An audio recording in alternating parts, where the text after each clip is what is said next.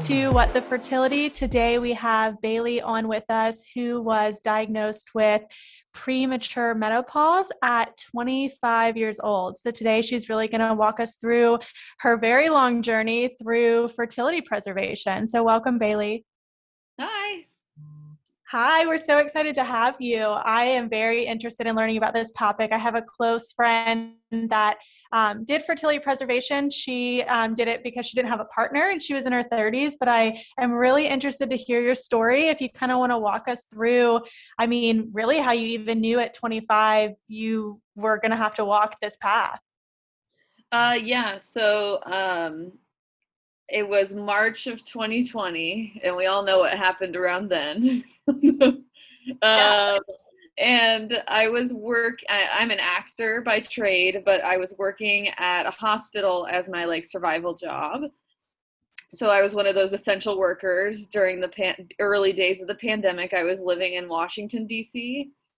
And so I was really stressed out.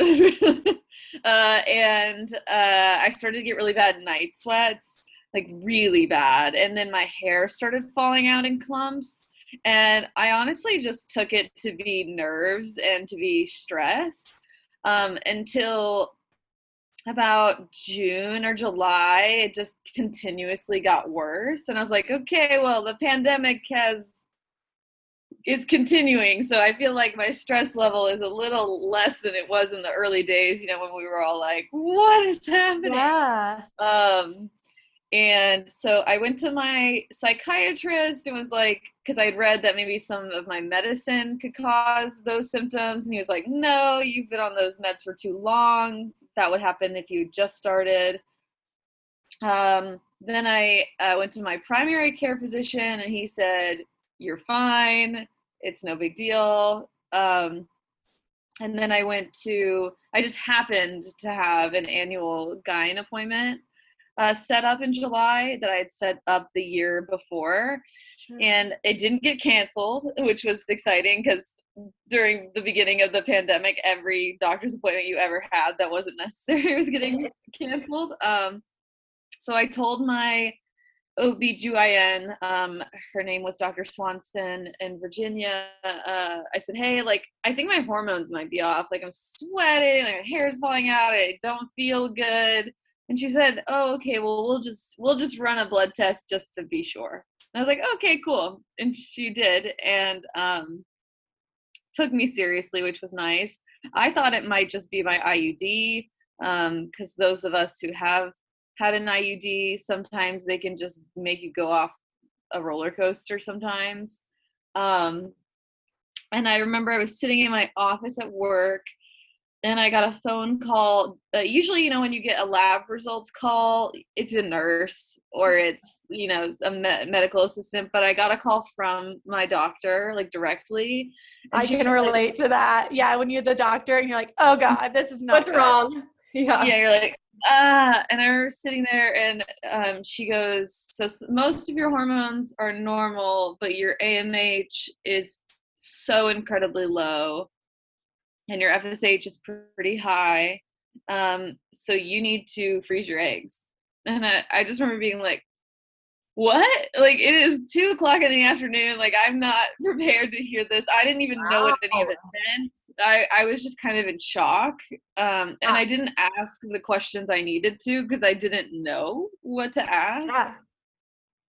Especially your Instagram is so amazing. And is it at IVF with Bailey? Is that Yeah. So if you guys are curious, go on there and just kind of all your stories are so good. I went through all of them. So it kind of talks you through the timeline, but even watching it, I was like, how in the world did she get even diagnosed? Because you openly say I'm not ready to have kids today. So this journey has to be so, I feel personally much harder because it's just instant gratification, right? You're like, okay, well, this is so hard. Just kind of wait. Yeah. Yeah. So I then 2 weeks, so I found that out, and then 2 weeks later I moved to Illinois from Washington DC to go to grad school. Oh, thank goodness. So even if I had wanted to do something about it, I couldn't. Yeah.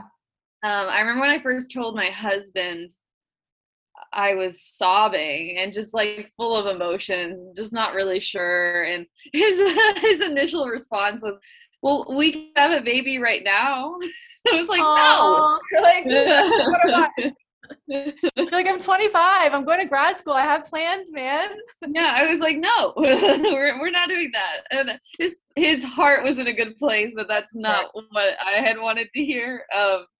And so, because we had always planned on having kids like in our mid to late 30s, just because we got married really young. And so, and he just was finishing up his PhD. I was just starting to go to grad school. And I was like, out of all the times to have children, this is not the time. Like, so when I got to Illinois, I just Googled fertility clinics, because that's all I had no idea what to do. I was like, I guess, and I found Vios Fertility, and then met up with Dr. Jelani, who is like Instagram famous, who I didn't know at the time. They just like gave me a doctor and said, "Here's your Zoom consult." And I'm like, "Oh, this sounds great." I immediately recognized the facility name when you tagged it. Yeah, so they're really big out here in Illinois and like the Midwest in general, because they're like expanding, I guess. So I had a conversation with her. That's when I found out like freezing embryos is usually better than freezing eggs, just because they tend to survive the thawing process better. So going into my very first retrieval, and granted, this is my very first semester of grad school, I was pretty naive. I was just like, oh, like we'll do this like once, and we'll like get all these eggs and embryos, and it'll be good. Yeah, well, you're coming from such a unique place of not having tried for like, let's say a year. So you don't even have like, oh, things don't work out. You're just like, we're going to do this procedure and we're going to move on. Yeah, because I remember like growing up and like seeing People magazine like Octomom, you know what I mean? So like, so I was just like watching Kate Plus 8, like I was like, oh my gosh, this is fine. Like this is not a big deal. And I don't know which round, I've done 5 rounds of IVF, and I don't know which one was the worst, but the first one definitely was terrible. Thankfully, my school's insurance covers the procedure, like the actual retrieval and the labs. However, my insurance does not cover any sort of medication, which we all know is the expensive part. Of course, right? Yeah, so I went in, and the original plan was we're going to freeze half as embryos and half as eggs. Just because Dr. Jelani like explained, like, I've had couples do only eggs and none of it works out. I've had people do only embryos and none of them worked out. So like I would suggest like maybe doing half and half, or like 70-30. I was like, okay, cool. Sounds great. I went into my first retrieval in November, a few days after my 26th birthday. And I came out and they were like, I can't exactly remember the exact numbers, but it was like, we got like 13 eggs. And I was like, okay, that's not as many as like other people on Instagram get, but okay. Yeah. And then I remember getting the call with like the fertilization, and they were like 5 fertilized. And I was like, what? and then I remember getting the call saying 2 made it.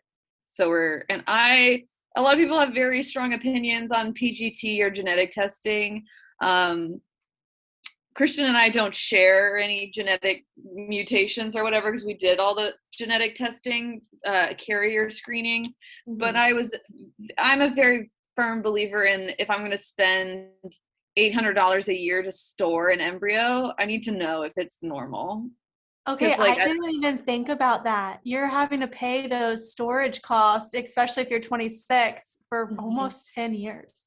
Yeah. So I was like, I need to know. So we sent them off for PGT testing, and one came back normal.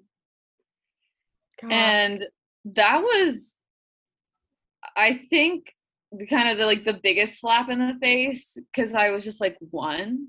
You got one? Like, what the is that? Like, what, you know what I mean? It doesn't equal all that work you did. You're like, No. I just did like for 13 days of shots and went through a huge surgery to get one. Yeah. And that was my hardest recovery process. I got like mild OHSS.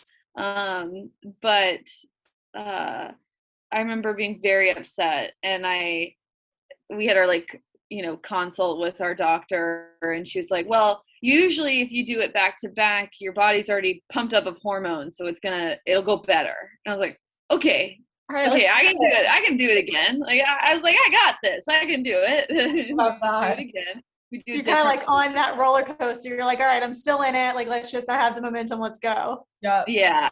That one ended in complete failure. I don't remember. I think maybe I had like 5 eggs they got. I think maybe like 3 were mature. And then I think that round they fertilized, but they all arrested like on day 3. And then I was like, okay, well, what now? And she's like, well, let's do a different protocol. So I jumped right back in. and like, all while going, that's what I was gonna say. Like, what? God. Yeah. Like, Amanda and I both went to grad school, so I truly, truly understand how difficult that had to have been.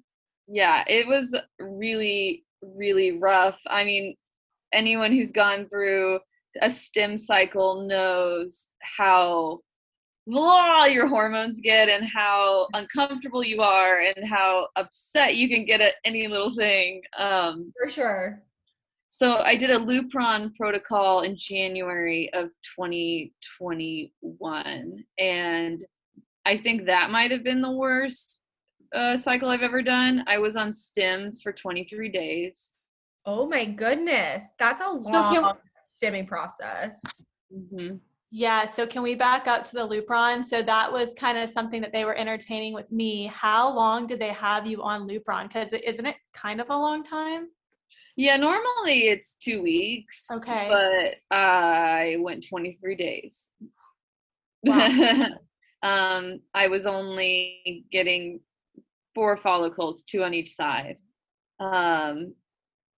And originally they wanted to stop after the first week, do like some estrogen and then restart.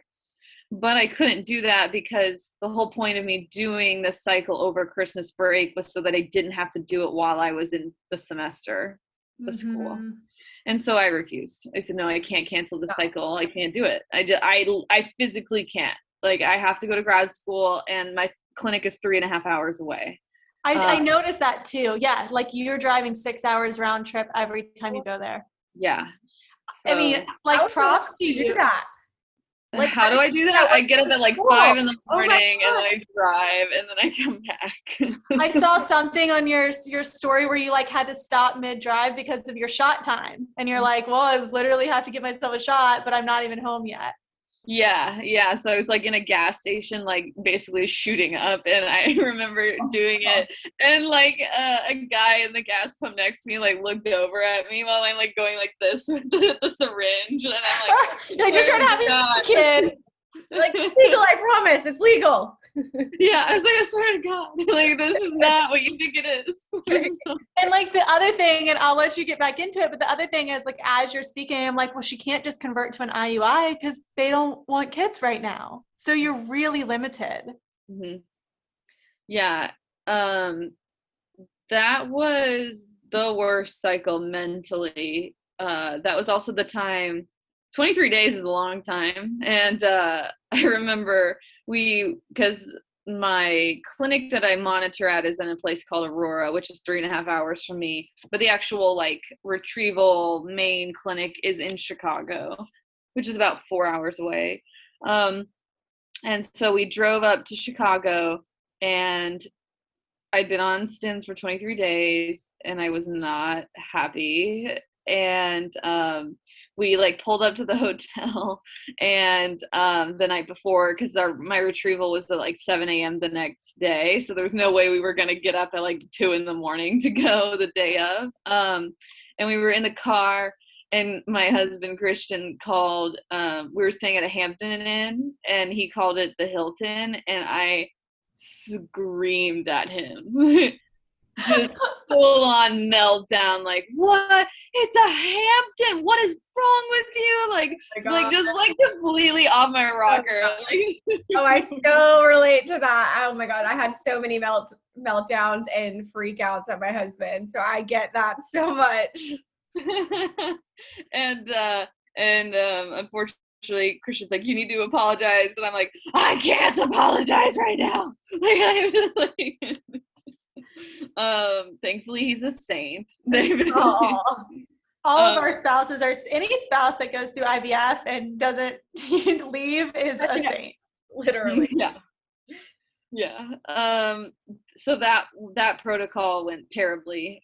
None of them fertilized. Wow. And I, unfortunately, because I stemmed for so long, I had to continue stims into the first week of grad school, the second semester.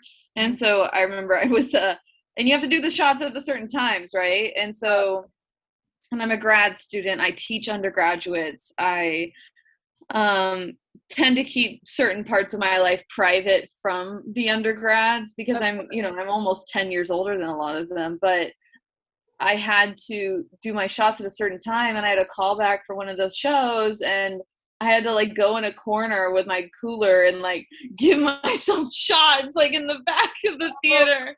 I'm just like, oh my God, I can't believe I'm doing this. But yeah, and then so that failed, and that's when I decided I need a break. Yeah, we just did 3 back to back. Well-deserved break. Oh, absolutely. Yeah. I had a very difficult conversation I have a twin sister. We're fraternal, we're not identical, but I mean, close enough. Yeah. I had a difficult conversation with my twin sister about like, would you donate your eggs to me? At least a few. Because then I would stop doing this.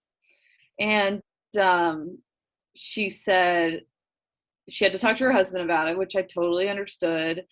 But basically the answer was no, because she was like, I need to have my own children before I can decide if I can do that. And I mean, I get it. It's her body, it's her life, but that was hard to hear. Yeah, that was very hard. It just felt like, because I've been through all of this, I felt like if the roles were reversed, I would do it immediately. Do you know what I mean? And I think she probably, just not going through it yourself, you don't know how exhausting and all consuming of your life and your marriage and your career and school. I don't have a sister, so that's super difficult for me to relate to, but just hearing it has to be rough. Yeah, that was a point where I was just so angry and so defeated, and I just didn't know what to do, especially because when the nurses found out that I had a twin sister at the clinic, they were like, oh, like just have her donate her. Like, simple solution. Yeah, and I was like, yeah, that's not an option. And that has taken some time to heal from. There are days where I'm still upset about it, but then there's days where I'm like, I can't blame her. Yeah. It's her life. It's such a sensitive topic. And like you said, like the husband, does have a say in it in a sense. And that's just so difficult. So I'm assuming she doesn't, this was probably like a year and a half ago. So she probably doesn't have any kids yet. No, she's currently trying to have children right now. Gotcha. She's a surgeon. So I get it. She's in residency. She's busy. I mean, I totally understand, but it's hard to separate that sometimes, especially being a twin. Yeah. you know, it's like, but why? Yeah. And I have a sister, and we had a few conversations about that when I was trying, and after my first, like when we had our miscarriage, my sister and I chatted about it. And then we even had the talk about, well, would you carry my children for me if I can't? And so we had those hard conversations. And I mean, ultimately we did embryo adoption, and I didn't have to, use her eggs or anything like that. But those were uncomfortable conversations. And having a sister, you then automatically think, okay, this is going to be my fix. But it may not always be that way. So I totally get that. Yeah. People think it's an easy option, and it's not. Like, I get it. So then after that I took a break, did the spring semester, and I then in April of last year, I broke my foot, and dancing. I was in the dance concert at the grad school, and I landed wrong and broke my foot during the concert. And this was a week before I was supposed to start stims. Oh gosh. And I was already on estrogen pills, like for priming. And so I broke my foot, and then I went immediately into testosterone priming, because that was the new protocol. I was like, okay, well, let's do testosterone for 2 weeks. And testosterone makes you feel great if you're going through early menopause. Like, it's pretty bomb. Like, it's like I was on that too, and I kid you not, that's so funny you said that. I literally felt the exact same way. My priming because I had different like protocols for my 2 rounds, and the one with testosterone, I felt amazing. Oh yeah, it was like all of a sudden I was a new person. I was like, damn, I'm so good. Like, yeah, I mean, it made me feel amazing. Other than the only side effect I had from it was acne, because testosterone can do that, and that was the only bad part about it. But other than that, I was like, I feel awesome. Like, I broke my foot, I can't walk, but I feel great. And so I remember going into that retrieval, and that was last May. And it was hilarious because I was in my boot and I couldn't really walk. I'm surprised they let you do it simultaneously. I guess why not? I mean, I guess you didn't have like a surgery or anything. No, I was just non-weight bearing for 3 weeks, and then I slowly started putting weight on my foot, but I still had to wear the boot. But I remember like going into the retrieval like in my gown and my like surgical cap with my giant ass boot on, like, and I remember like sitting in the chair like of the like procedure room, and they were like, so we need to take this off, and I was like, yeah, probably. That's hilarious.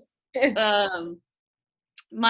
sounds horrible, but my favorite, there's only one part I enjoy about retrievals, and that's the anesthesia. Yeah, that is not me. Like, you don't like the anesthesia, right? What? I said, Kat, you don't do well with anesthesia. What was it again? You're just like scared of it, or? Well, now I've been under it like 6 times, but originally I was terrified of it. Yeah. And I know some people either love it or they're like, not for me. I don't like the way it makes me feel after, because it wrecks my GI tract. It makes me so constipated, which is TMI, but it's true. So true.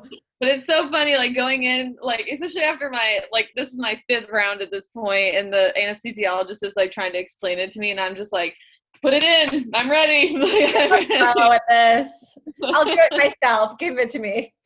Yeah. So that round actually went well. I think I got like 13 eggs, which was a lot for me, because normally I'd averaged like anywhere between 4 to 7. No, I got 17 eggs, and then 13 were mature. Wow. And then, which was huge. Like, I mean, clearly the testosterone prime did something for my body. And then I can't remember exactly what the numbers are, but then like, I think it was like 5 fertilized. And then I think 3 made it, but they were day 7s, which means they aren't the greatest of quality, but they made it. So then we sent them off for PGT testing. And then I found out that 2 of those 3 came back normal, which was like a huge relief. I was just like, oh my God.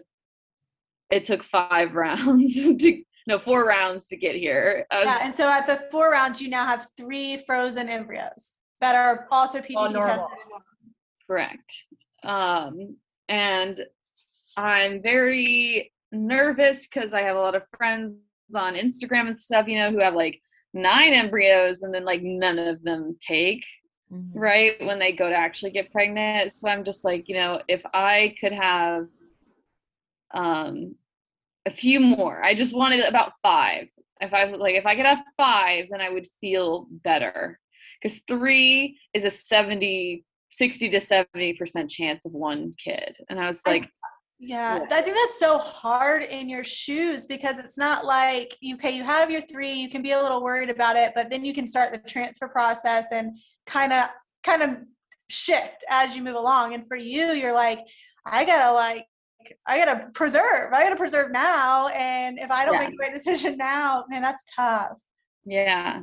And then, so that, since that cycle went well, I decided I would do another one, which I did this past November. I retrieved over Thanksgiving break, and I did the exact same protocol that I did in May. And this was my 5th round, and I got nothing. That's so frustrating. So I got nothing out of it. And so frustrating, because you obviously went through all the rounds and then you got so many this last one. You're like, okay, that was the fix, like the testosterone priming, that was it. So let's just do that again. And then to do the exact same protocol, but then get entirely different results. I mean, that has to be so frustrating. Yeah. And that one was harder because my husband, this past summer, got a tenure track position at Cal State Fullerton. So he moved to California this summer while I finished grad school. And so I did most of that cycle on my own. And thankfully we had frozen some of his sperm, so it wasn't like a big deal that he wasn't there, but that's hard. Emotionally to do that by yourself, that has to be so hard. Yeah, that was really difficult. Before he moved, so your previous 4 cycles, was he giving you the injections, or had you already started doing that? So we started, when we very first started, my husband and my mother came up for my very first round, and they both did it. And then my second round, Christian did it. By the 3rd round, I started doing it. By the 4th round, I said, leave me alone, I'll just do it. And then I had sworn, I was like, I'll never give myself a Menopause shot. They suck, like that hurts so bad. And now I'm just like, whatever. It's less coordination, less time, just screw it, I'm just gonna do it myself. Yeah, like now I don't even I used to prepare, I used to ice my the area and all that, so now I'm just like, whatever, just stick it in there. That's areas. Some people are like, if you go really slow with the Menopause, it won't burn as bad, and I was like, no, I don't care, get it over with fast. So push that sucker in as fast as I can. Yeah, I'm doing the daily Lovenox right now, and that burns so bad, and people are like, just do it, and I'm like, no, I'm just sticking it in there and going as fast as possible. Yeah, the only shot I have never given myself is the one in the ass for the trigger shot. Oh yeah, or I've done the progesterone. I will never ever give that to myself. Oh yeah, no, that's too long of a needle. Yeah. Too much of a margin for error. Yeah. Yeah. So that was back in the fall, right? This last one. Mm-hmm. And that went horrible. I didn't get anything. And that was devastating. I mean, I'd already been, so out of the 2, so we've done 5 rounds and only 2 had gone well. Yeah. Well, in quotation marks. I got 1 from the 1st and 2 from the 4th. Yeah. And I was pretty devastated. I didn't know what to do. We'd spent so much money. I mean, I'd spent like maybe $11,000 on that round alone just on medicine because I'm on very high stim. I'm a very poor responder, so I usually am on like 225 of Menopure, like 475 of Follistim. And 475 of Follistim, like that barely covers 2 days. God. And those pens are even the Gonal F ones, like the off-brand. They're like 900 a pop. Yeah. Thankfully, some people on Instagram were very kind when I asked if anyone could donate some meds, and I had some really awesome people like send me some Menopure that I needed because when you use 4 to 5 vials of Menopure a day, like that's like a box. Yeah. So that did save us some money, which was nice. So then I was just devastated. I didn't know what to do. And these last couple months have been really difficult because I don't know about y'all, but I feel like when you're in this cycle of doing retrievals, it almost feels like you must keep going. Like you don't want to leave the atmosphere. You don't want to leave the schedule. You don't want to leave the people that you've met. It just kind of feels like I have to, because this is what everyone else is doing. And it's almost too frightening to imagine what it would be like to stop. Yeah. I've mentioned that before, where it's like, because the end goal, clearly anybody that's going to go through an egg retrieval, like their desire for a child is huge, right?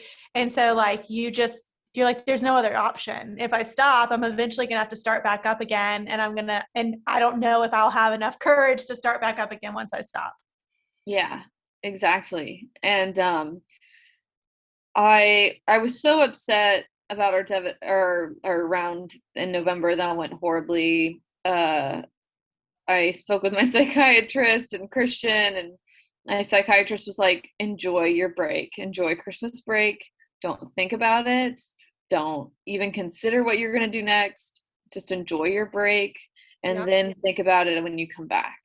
And I think that was some of the best advice I got. And I had told Christian to like tell his parents and my parents, like, I don't want them to mention it. Yeah, like don't even hear about it. And thankfully no one did, because that summer before I had said I don't want to talk about it, and my mother-in-law started talking about it. I was just like, because she had to like have her tubes untied to have Christian because he's a product of her second marriage.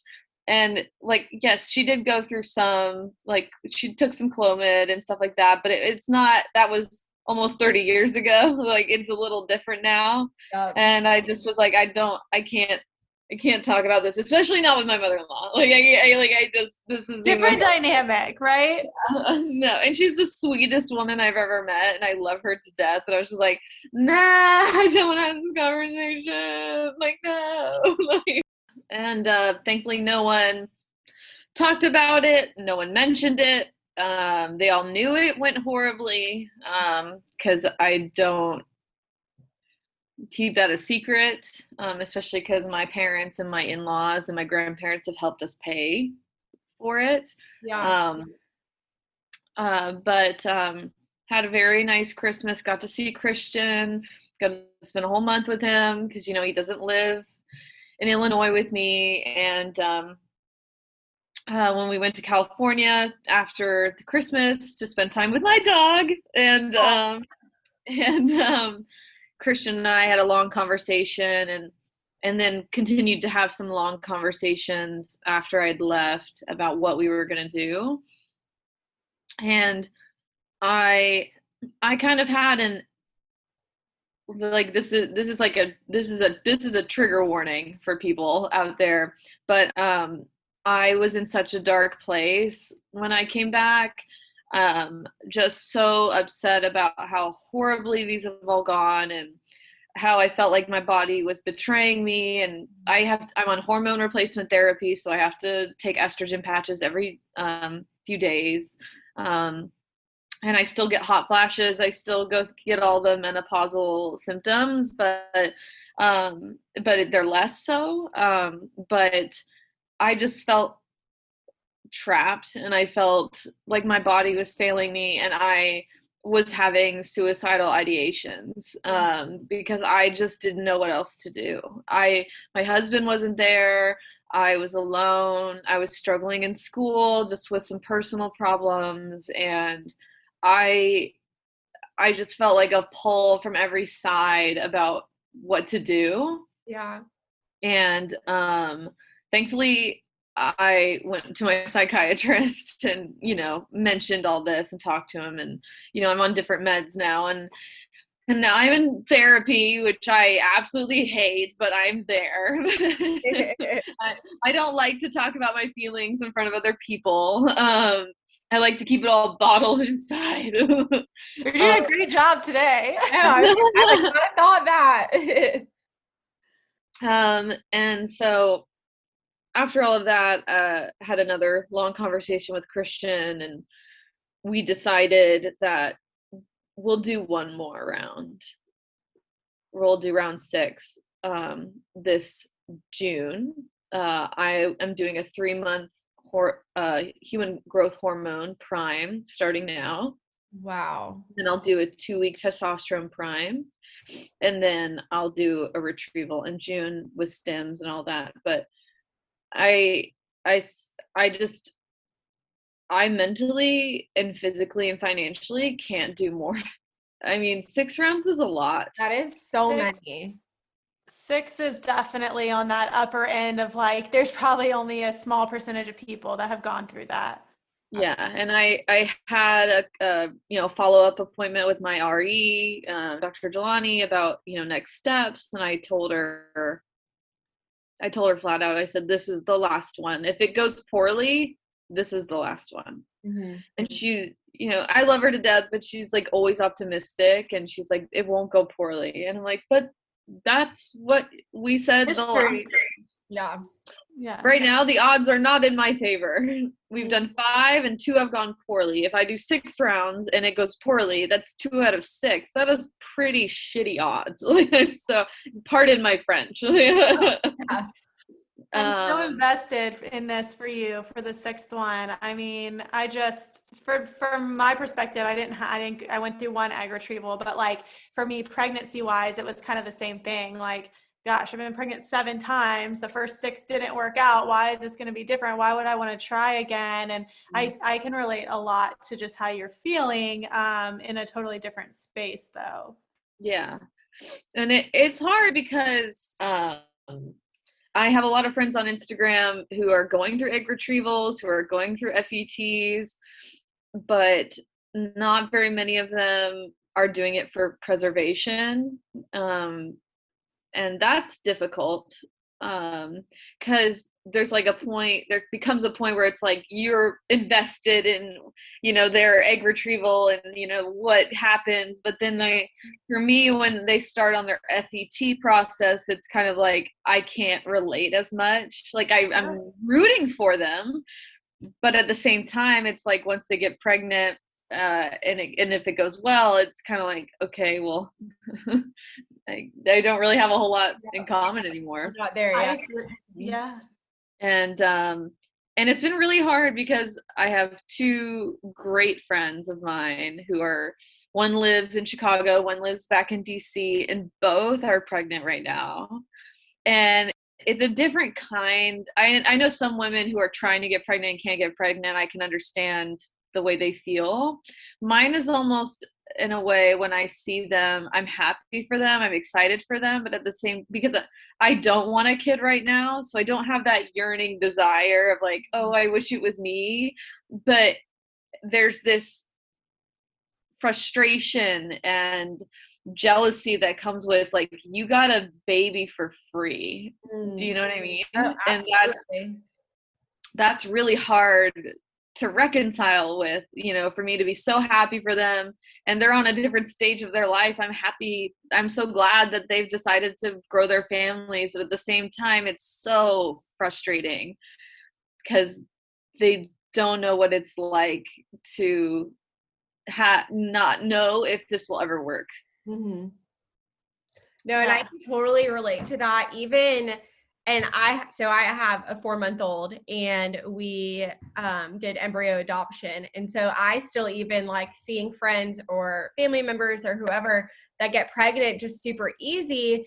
I still grieve right now of, oh, well, I mean, you got pregnant super fast without having to pay all the cost of, you know, IVF and all that. But then also that like genetically you just like have a kid that's biologically yours. And not that, I mean, my son is like the best thing that's ever happened to me, but I still have to grieve the fact that I won't biologically ever have my own. And so that's even something that I still am grieving. And I think that's something that may always be there. And so that might still stay with you, of just, you know, I mean, we wish it could be that easy. Everyone does, right? If we go through this process, you know, but unfortunately it just didn't work out like that for us, you know. Mm-hmm. Yeah. And I think it's so amazing for you to do embryo adoption, because I can't imagine how difficult that is. I mean, I follow some people on Instagram who've done it, and I'm just like, I can't, like, the idea of donor eggs to me is kind of foreign and kind of difficult to grasp, but I can't imagine embryo adoption. So like, I applaud you for having made that hard decision, because I know it wasn't easy. Oh, for sure. Yep. And like you said, we have 2 in the freezer. So I totally get you're paying for them to just be, you know, frozen right there. And then also you wanted to make sure that they were tested. So I totally get that. That was like one thing we really looked at when we were going through the process of adopting embryos. We wanted to make sure, you know, they were tested, and because there's untested embryos that people donate all the time. And I just couldn't go through that. Like, I was like, if I'm going to pay for this, and after we went through a loss too, I was like, I don't want to do the transfer process and everything if, you know, they might be abnormal. So I totally get that. Yeah, definitely.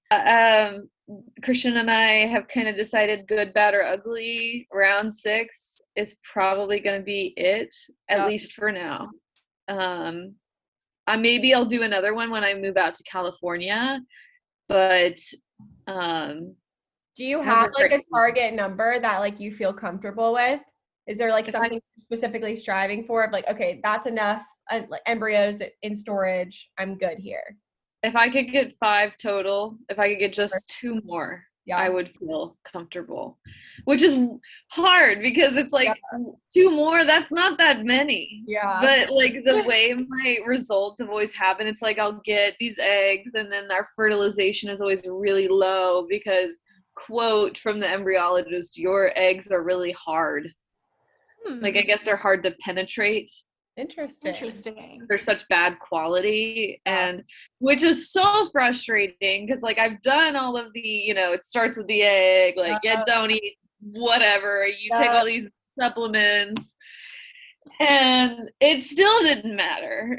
So I'm just like, you know, screw it. Like if that didn't work, then I'm just gonna continue to eat and live my life and, you know, not worry about it. Like, because clearly it's not making a difference. I'm rooting for you so big. I can't wait to follow along on your Instagram. Like, you share everything so nicely. So good luck. I hope you get like 5. Yeah. Roll it.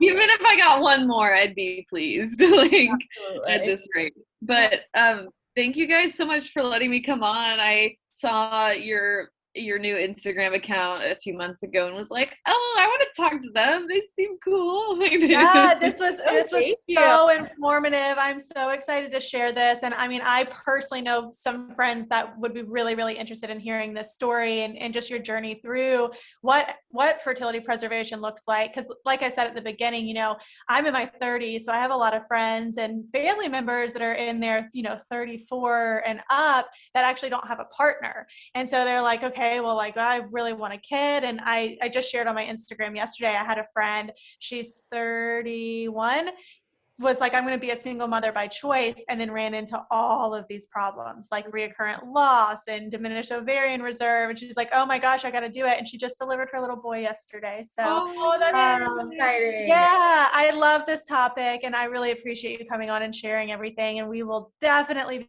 be following along. Yes. Best Awesome. of luck, Bailey. Thank you so much.